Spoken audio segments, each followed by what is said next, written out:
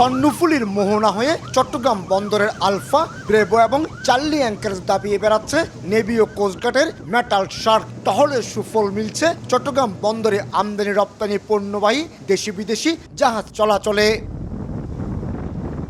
2024 সালে 13টি এবং সবশেষ 2025 সালে 4টি চুরি ও দস্যুতার ঘটনা রেকর্ড করা হয়। তবে এই প্রান্তিকে চট্টগ্রাম বন্দরের 62 নটিক্যাল মাইল পুরো এলাকা দস্যুতা মুক্ত ঘোষণা করেছে এশিয়ার সমুদ্রপথে দস্যুতা প্রতিরোধে সিঙ্গাপুর ভিত্তিক সংস্থা রিক্যাপ। কোস্টগার্ড বলছে গত 1.5 বছরে 1320টি অভিযানে 47টি মার্চেন্ট শিপিংয়ে দস্যুতার প্রতিরোধ করা হয়েছে, আর 5টি জাহাজের চুরি করা মালামালও উদ্ধার করা হয়েছে। এখানে পেটি থেফট কিংবা ছোট ধরনের স্কিমিশ হওয়ার ট্রাই সবসময় করতে পারে।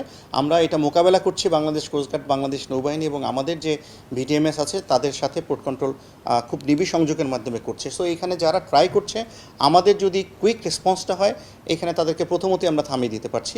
দ্বিতীয় হচ্ছে গিয়ে বাংলাদেশ কোস্টগার্ড এবং নেভি বহির্নোঙর এলাকাটা অত্যন্ত ভালোভাবে তারা নজরদারিতে রাখেন, যেই কারণে আসলে যারা অপকর্ম করার চেষ্টা করেন তাদের এই সুবিধাটা নেই। কর্ণফুলী চ্যানেলের ভিতরে বাংলাদেশ নৌবাহিনী এবং কোস্টগার্ডের পেট্রোল সারা বছর কাজ করছে। চট্টগ্রাম আউটার অ্যাঙ্করেজ, যেটা বহির্নোঙর আমরা বলি, এখানে মার্চেন্ট শিপগুলো আসে এবং কুতুবদিয়ার বহির্নোঙরে আসে।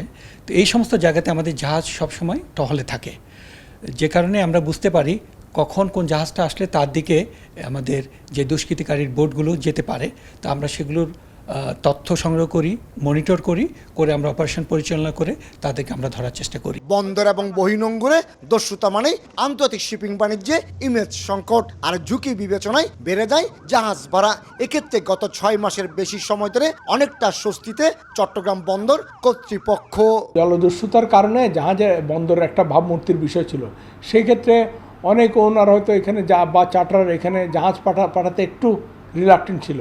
আবার অনেক ক্ষেত্রে হয়তো বললাম যে আমার রিস্ক বেশি, আমি একটু ভাড়াও বেশি, তাহলে সেক্ষেত্রে আমার কস্ট অফ ডুইং বিজনেসও বেড়ে যায়। অন্যখানে যেরকম এখানেও ব্যবসা করতে কোনো সমস্যা নেই, জাহাজে কোনো রিস্ক নাই, তাহলে আমাদের এটা আমাদের জন্য পজিটিভ।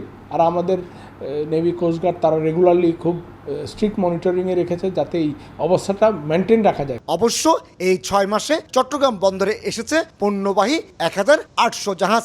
একই সাথে বিশ্ব সংকটে চট্টগ্রাম বন্দরে আসা জ্বালানি তেলবাহী জাহাজের নিরাপত্তায় নেওয়া হয়েছিল বিশেষ ব্যবস্থা। বছরে 4000-এর বেশি কন্টেনার এবং জ্বালানি তেলবাহী জাহাজ আসছে চট্টগ্রাম বন্দর এবং তার জলসীমায়। এসব জাহাজের নিরাপত্তা নিশ্চিত করা অনেকটা দুরূহ, তারপরও সফল হয়েছে বন্দর কর্তৃপক্ষ। দীর্ঘ সময় ধরে চট্টগ্রাম বন্দর এবং বহির্নোঙরে কোনো ডাকাতি কিংবা দুঃস্থতার ঘটনা রেকর্ড করেনি রিক্যাপ। কমল দে, সময় সংবাদ, চট্টগ্রাম।